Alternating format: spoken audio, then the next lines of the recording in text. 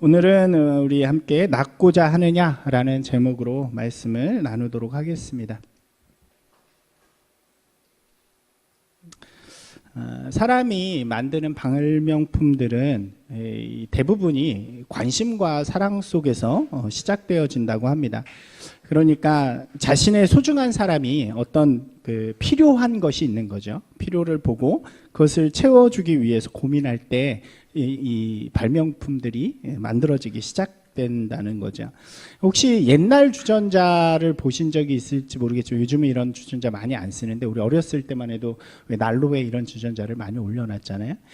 보면은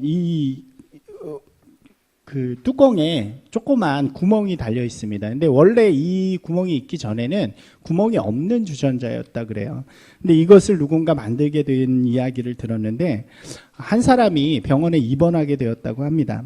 병원에 가습기가 없어서 아마도 그랬던 것 같아요. 옛날이고 하니까 가습기 대신에 그 난로에다가 이 주전자를 올려놓게 된 거죠. 끓는 물을 해놓으면 좀 낫잖아요. 근데 그러다 보니까 이 뚜껑이 왔다 갔다 하면서 계속 소리를 냈던 것 같아요. 밤새도록 물 주전자가 뚜껑이 딸깍딸깍 거리면서 그 소리가 이 입원한 환자에게 어려움을 주니까 이 환자의 그런 모습들을 보면서 이 가족 중에 한 명이 어떻게 하면 이 환자의 아픔을 도울 수 있을까 하다가 이 뚜껑에 구멍을 내었다고 합니다. 이게 특허가 돼가지고 사람들한테 팔리고 돈도 되고 그렇게 되어진 거죠. 자신의 가족을 사랑하는 그 마음으로부터 시작되었다는 것입니다. 이와 비슷한 이야기가 또 있어요. 일본에서 우리가 음료나 물을 마실 때 이렇게 쓰는 빨대 있잖아요. 빨대가 원래는 직선이었는데 어느 순간부터 거기에 주름이 생기기 시작해서 이렇게 구부릴 수 있게 되었잖아요. 다들 모르시는 이슈로 잘 아는 거죠. 그것도 마찬가지로 외아들이 이제 입원해 있는데 움직일 수 없는 아들이었대요. 그래서 맨날 물을 먹는데 빨대로 먹어도 흘리고 이런 상태가 되니까 그것을 생각하는 어머니가 이것을 구부릴 수 있었으면 좋겠다 하고 시작한 데서 그 주름진 빨대가 시작되었다고 합니다. 이 반짝이는 아이디어가 상업적으로도 성공해서 돈을 많이 벌게 되기도 하죠. 중요한 것은 성공을 부른 창의적인 아이디어가 단순히 돈을 벌거나 성공하고자 하는 그런 목적보다는 누군가를 배려하고 사랑하는 그런 마음에서부터 시작되었다는 거죠. 누군가를 사랑하고 긍휼히 여기는 마음이 사람과 또 세상을 변화시키는 원동력이 될 수 있다는 것입니다. 우리는 이러한 마음을 그리스도의 정신이라고 부릅니다. 우리가 하나님을 진정으로 사랑할 때 우리의 삶에 하나님을 향한 아름다운 헌신들이 시작이 되어지죠. 마찬가지로 우리가 그 하나님의 사랑으로 누군가를 사랑할 때, 우리의 이웃들을 사랑할 때 그 이웃을 향한 창조적인 일들, 헌신들이 또 사랑들이 시작되어진다는 것을 이야기하는 것입니다. 오늘 본문 말씀도 마찬가지예요. 한 영혼을 사랑하셔서 그를 새롭게 하시는 예수님의 모습에 대한 이야기입니다. 공간복음에는 예수님께서 병자를 고치신 이적이 굉장히 많이 등장합니다. 그 중에서 요한복음은 한 7개 정도의 기적만을 선별해서 기록을 하고 있는데 그 7개의 기적 중에 한 가지가 오늘 소개되는 이야기죠. 갈릴리 사역이 아니라 예루살렘 중심의 기적을 소개하고 있습니다. 우리가 베데스다 못이라고 잘 알고 있는 그곳에서 38년 된 병자를 고치신 기적의 이야기죠. 예수님께서 유대인의 명절에 소외되고 또 이 소외된 인생으로 살아가는 한 명을 찾아가시면서 시작되는 이야기입니다. 우리 1절 말씀 같이 한번 읽어볼까요? 같이 읽겠습니다. 그 후에 유대인의 명절이 되어 예수께서 예루살렘으로 올라가시니라. 우리가 율법을 요즘 계속 배우신 분들은 알겠지만 유대인들에게는 큰 명절들이 있잖아요. 유대인들의 명절이 되면 우리나라는 명절이 되면 고향으로 다 가죠. 그래서 고향에 가서 이렇게 차례도 지내기도 하고 가족들을 만나기도 하는데 이스라엘은 반대로 명절이 되면 예루살렘으로 다 모이게 됩니다. 그래서 예루살렘에 모여서 큰 제사를 지내고 하나님 앞에 영광을 돌리는 그런 모습이죠. 우리의 명절이 시골 고향 중심이라면 이 이스라엘의 명절은 이 성전 중심이라고 이야기할 수 있습니다. 유월절이었던 것 같아요. 유월절로 추정되는 이 명절에 각지에서 시골부터 시작해서 심지어 이제 외국에 있는 유대인들까지 모두 성전으로 모이게 됩니다. 예루살렘은 인산인해를 이루고 많은 사람들이 서로 보면서 서로 인사도 하고 또 그러다 보니까 그곳에 다양한 우리도 마찬가지죠. 사람이 많이 모이는 데는 이제 먹거리 장사도 하고 뭐 팔기도 하고 뭐 쇼하는 사람도 있고 그러잖아요. 그런 모습들이 연출이 되어집니다. 예수님과 예수님의 제자들은 우리가 잘 아는 것처럼 이 예루살렘이 아니라 그보다 위쪽인 갈릴리에 중심을 두고 있는 분들이잖아요. 이 사람들도 이제 명절을 맞이해서 예루살렘으로 옵니다. 대부분이 촌노미들이기 때문에 아마 굉장히 들떠 있는 그런 상태였던 것 같아요. 그런데 그런 상황 속에서 모두가 들뜨고 기쁨과 막 그런 그 명절의 축제를 즐기는 그런 상황 속에서 예수님께서 그런 분위기의 현장을 떠나서 굉장히 소외되고 그런 기쁨과 화려함과는 거리가 먼 조금은 암울한 지역을 찾아가시게 됩니다. 그것이 바로 베데스다라고 하는 못이었어요. 이 베데스다라는 말은 우리말로 해석을 하면 자비의 집이라는 의미를 갖고 있습니다. 여기는 못인데 어떤 곳이냐면 절망과 한숨을 끌어안고 신음하는 병자들이 모여있는 그런 곳이었죠. 이른바 세상을 포기한 그런 사람들이 함께 모여 사는 곳입니다. 이 사람들이 이곳에 모여있는 이유를 우리에게 성경은 이야기를 해줘요. 우리 3절 4절을 한번 읽어볼까요? 같이 읽겠습니다. 그 안에 많은 병자, 맹인, 다리 저는 사람, 혈기 마른 사람들이 누워 물의 움직임을 기다리니 이는 천사가 가끔 못에 내려와 물을 움직이게 하는데 움직인 후에 먼저 들어가는 자는 어떤 병에 걸렸든지 낫게 되밀어라. 이렇게 이야기하죠. 여기 이제 보시면은 이렇게 가로로 표현한 그 곳은 첨부된 이야기예요. 첨부된 이야기라는 의미인데 이 이야기가 전에서부터 내려오는 풍문 혹은 전설처럼 내려오는 이야기죠. 우리가 배경을 좀 이해하기 위해서 조금 더 설명을 드리면 예루살렘이라는 이 성전에는 그 성전을 둘러싸고 여러 개의 문이 있었다 그래요. 한 12개 정도의 문이 있었는데 대표적인 것이 이제 성전의 미문, 정문이라고 할 수 있고요. 그 외에도 다양한 문이 있었는데 그 중에서 어떤 문이 있냐면 양문이라는 곳이 있었어요. 양문은 뭐 하는 곳일까요? 이 이름 그대로 양이 들어가는 문이라고 할 수 있겠죠. 성전에 양이 들어가는 이유는 제사를 위해서잖아요. 그러니까 먼 곳에서 온 사람들이 양을 데리고 혹은 그 성전 앞에서 양을 사서 그 문을 통해서 데리고 들어가는 그런 형태라고 우리가 이해할 수 있습니다. 그런데 그 양문 앞에 뭐가 있냐면 조그만 우물을 하나 만들어 놓은 거예요. 조그만 연못 같은 거를. 그 연못을 왜 만들어 놨냐면 비가 내리고 이렇게 가둬질 수 있도록. 왜 만들었냐면 양을 먼 곳에서 데리고 오면 양이 더럽잖아요. 그러니까 그 양을 그 물을 통해서 좀 씻겨서 제사에 합당한 양으로 만들어 갈 수 있도록 그렇게 처음에 만들어 놓은 목적이 바로 베데스다 못이었다고 할 수 있습니다. 그런데 희한한 일들이 실제로 일어났는지는 모르겠지만 전해지는 거예요. 어떻게 전해지냐면 한 번씩 이 물이 확 끌어오릅니다. 이게 전해지는 이야기예요. 진짜 본 사람이 있는지는 모르는. 확 끌어오르면 거기에 가장 먼저 뛰어들어가는 사람은 어떤 병에 걸렸든지 다 난다는 거예요.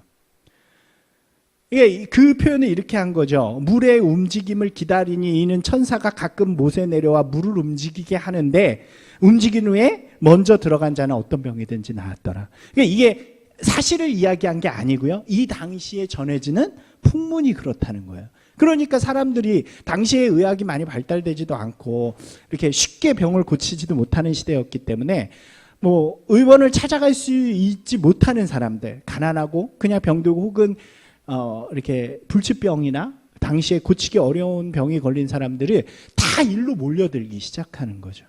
그러면서 뭐만 기다릴까요? 물이 동하기만 기다리는 거예요.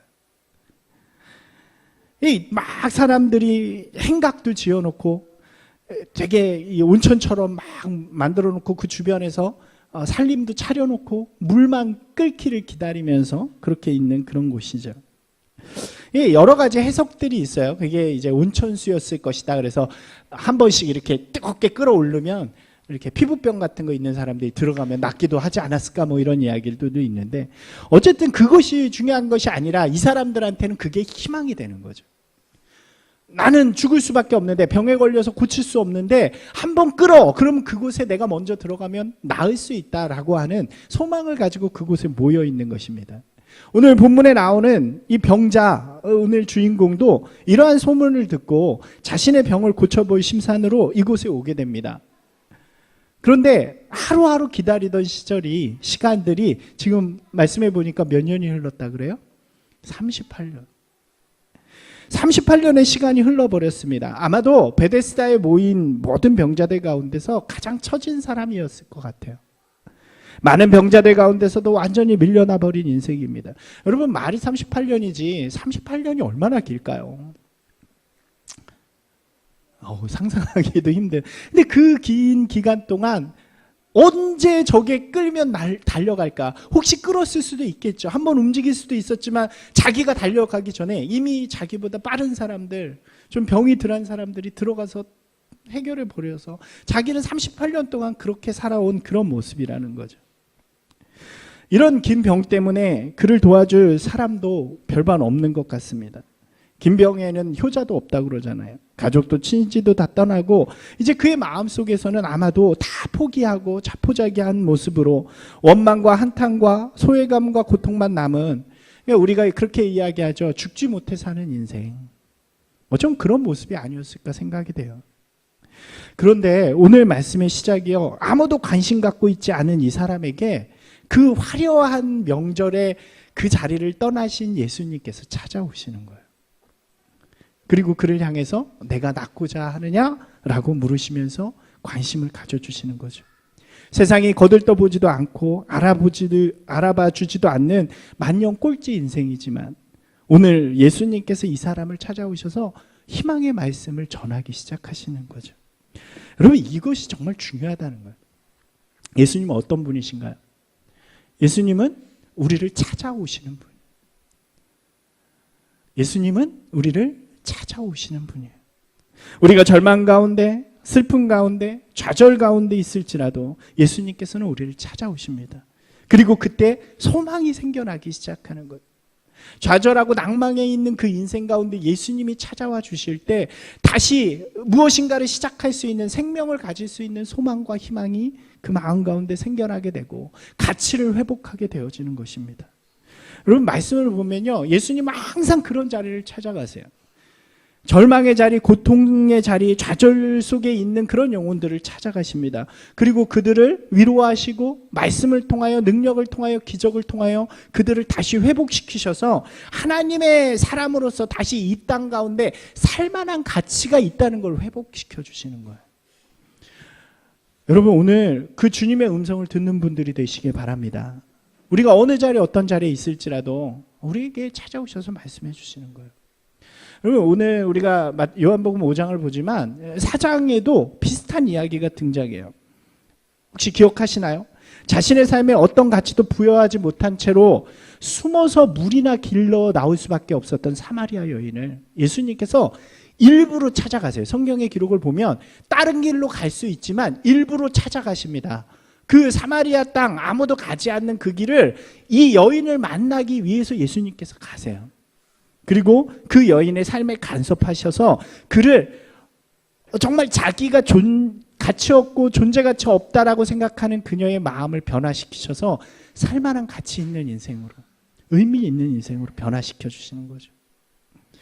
여러분 창녀였던 마리아, 세리 마태, 어부였던 제자들, 작은 삭개오, 심지어 십자가에서 예수님과 함께 죽어가던 강도에게까지도 예수님께서는 그 소망의 손길을 내어주신다는 거예요.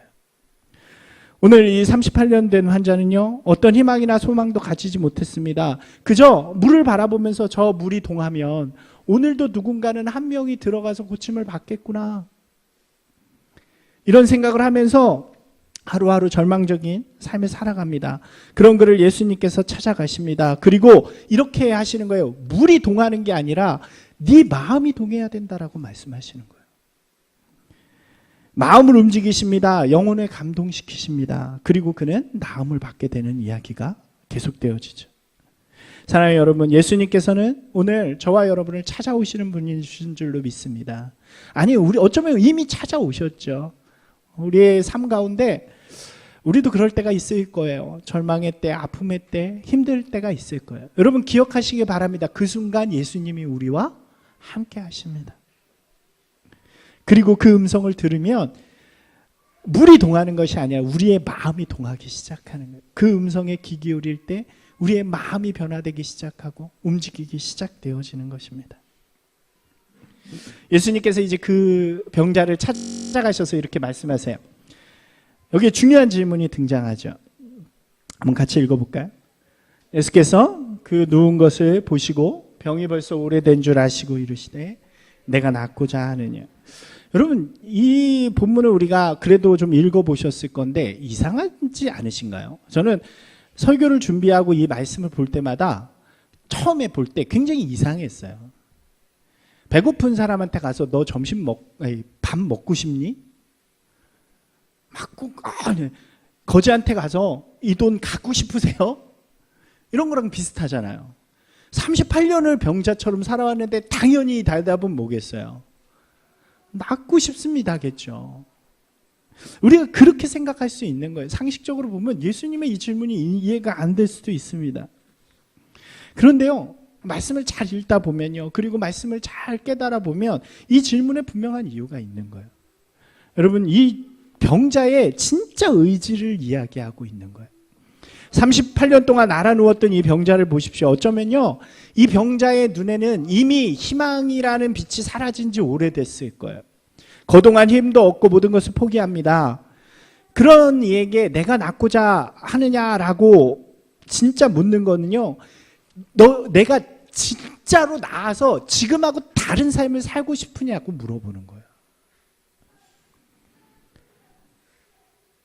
내 심령이 진짜 움직여서 지금 38년 동안 이렇게 머물면서 살아왔던 그 자리를 정리하고 정말 다른 삶을 살아볼 마음이 있느냐고 묻는 거예요. 여러분 생각해 보세요. 38년 동안 그렇게 살았으면 어떨까요?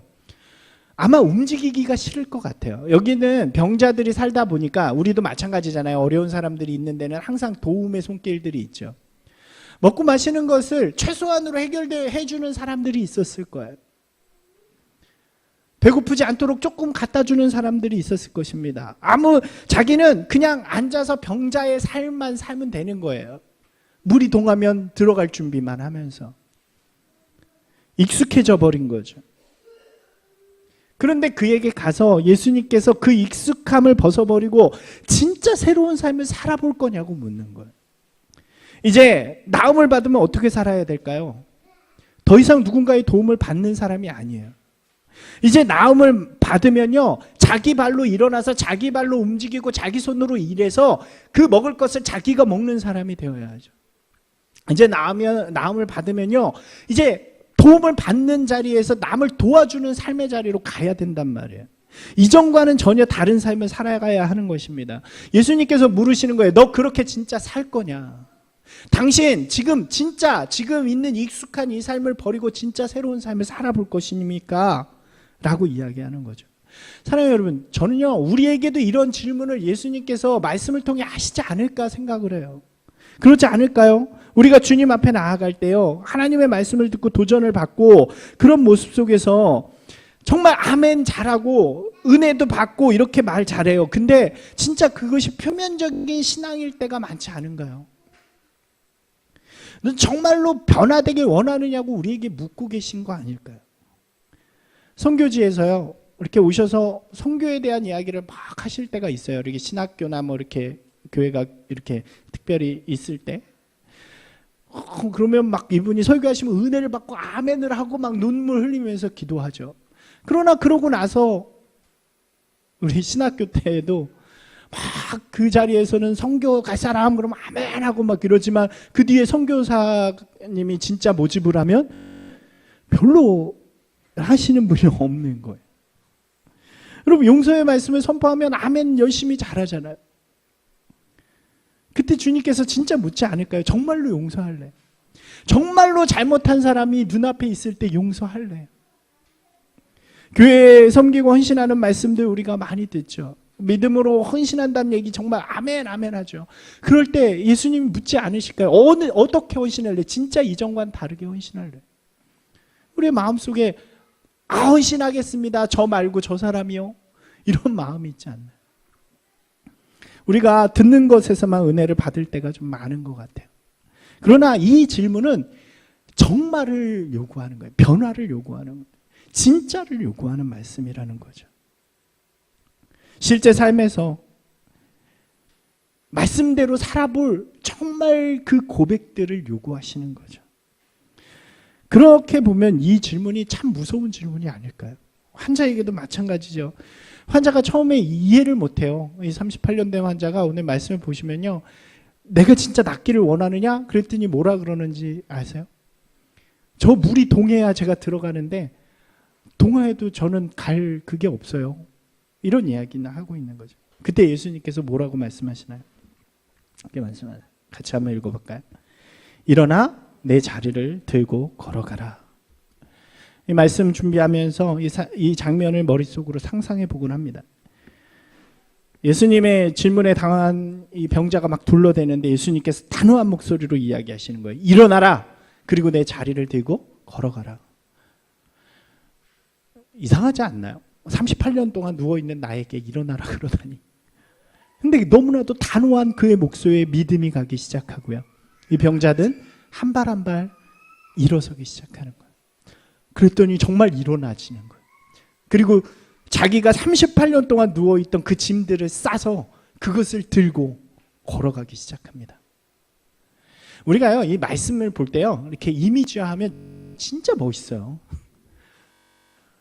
글로만 볼 때하고 다르지 않나요? 아멘! 막 이러면서 이렇게 들고 가는 그 모습이. 이 병자가 처음에 무슨 소리인지 이해하지 못했지만 이분이 이 말씀 속에서 나를 분명하게 고쳐주실 분이시라는 확신이 들고 그러면서 그 발을 하나하나 움직여서 진짜 행동으로 옮겨갈 때 역사들이 일어나게 되어지는 거죠.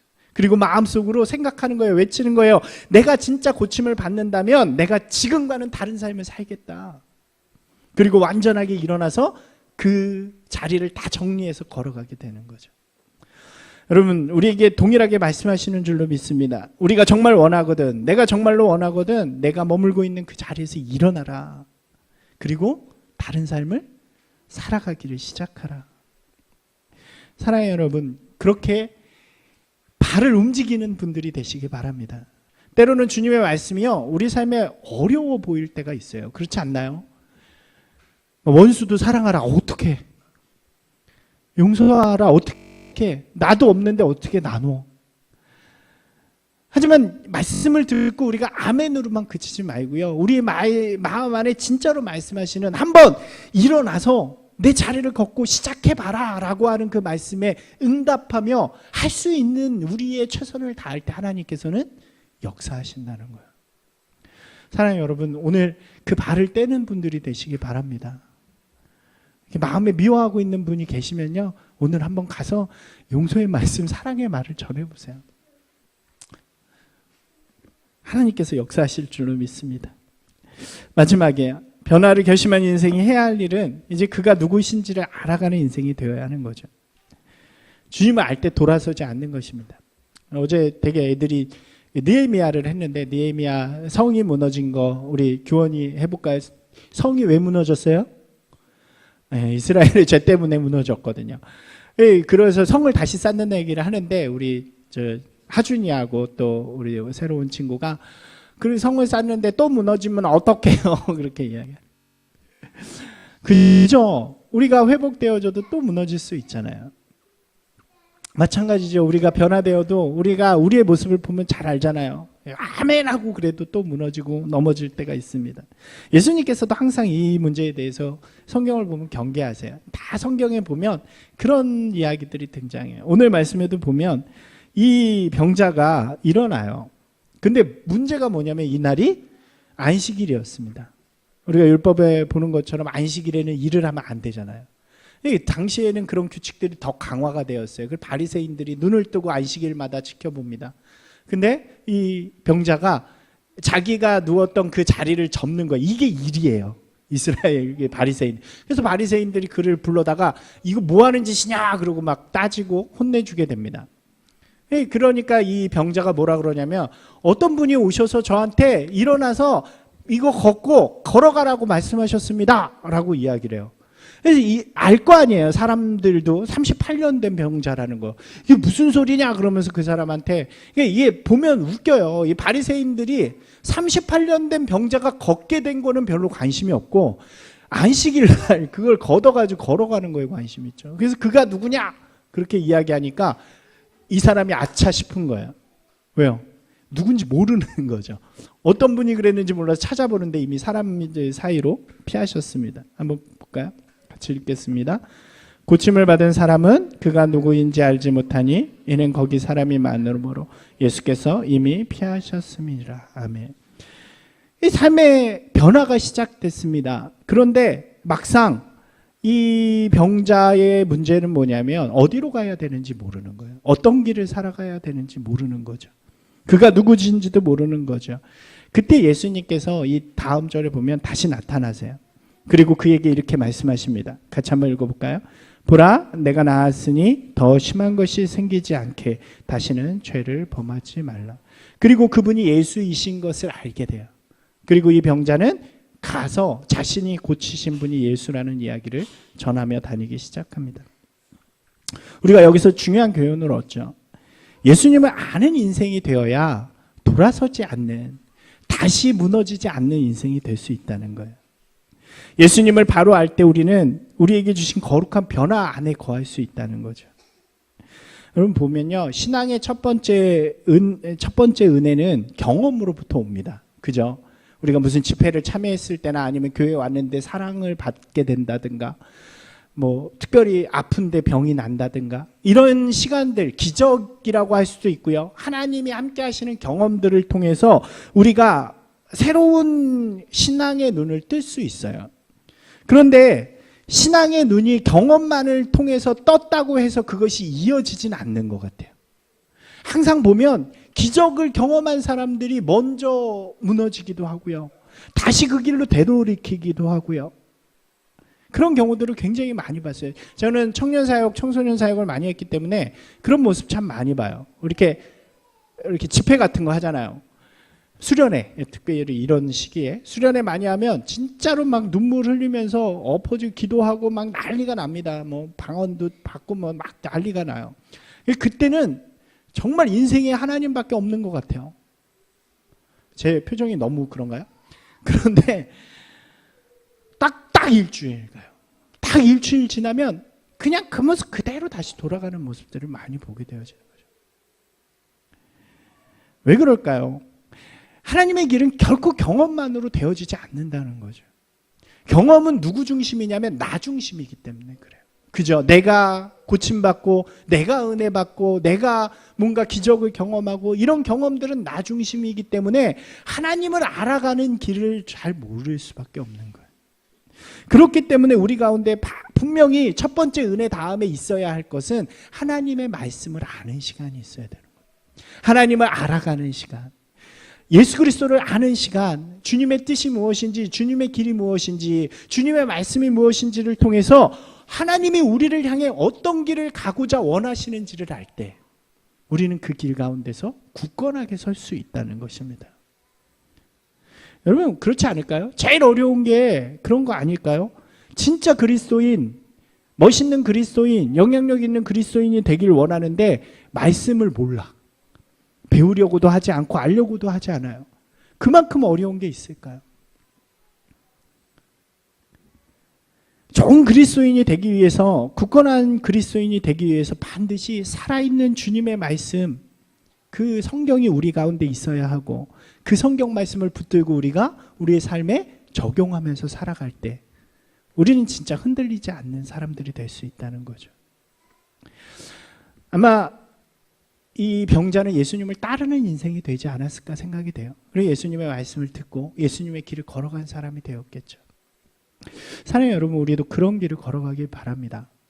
매일매일 주님의 말씀이 우리 가운데 살아서 어느 순간을 만날 때, 우리 결정할 순간을 만날 때, 아, 주님의 뜻은 이것이지라고 도전해 볼 수 있는 그런 저와 여러분이 되기를 주님의 이름으로 축원합니다. 말씀을 정리할게요. 주님께서 우리의 삶의 자리에 찾아오십니다. 주님은 우리를 사랑하시고 긍휼히 여기십니다.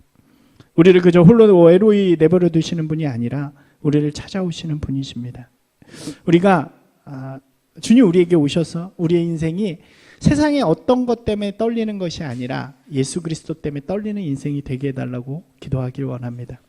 주님께서 우리에게 물으십니다. 내가 진정 낫기를 원하느냐? 내가 진정 그렇게 살아보기를 원하느냐? 그러면 내 짐을 일어나서 내 짐을 걷고 걸어가라. 그 예수 그리스도의 질문에 온전히 대답하며 나아가는 저와 여러분이 되기 원합니다. 그리고 그렇게 결정했다면 이제 예수님을 알아가는 그런 인생이 되기 원합니다. 제가 표로 좀 정리했는데요. 주님이 우리를 찾아오시고 또 주님이 우리에게 질문하시고 우리가 주님을 알아갑니다. 주님이 우리를 찾아오시는 것은 일방적인 주님의 은혜예요. 그죠? 주님이 우리에게 하시는 것입니다. 그리고 우리가 대답하는 것은 우리와 주님의 관계를 만들어가는 것입니다. 그리고 주님의 말씀대로 우리가 살아가는 것은 우리의 순종이라고 이야기할 수 있을 것 같아요. 사랑하는 여러분, 이 말씀이 오늘 저와 여러분 가운데 심기어지고 또 한 주간의 삶 가운데 또 우리의 삶 가운데 아름답게 열매 맺혀져서 주님의 그리스도인으로서 주님의 사람으로서 굳건하게 살아가는 저와 여러분이 되기를 주님의 이름으로 축원합니다.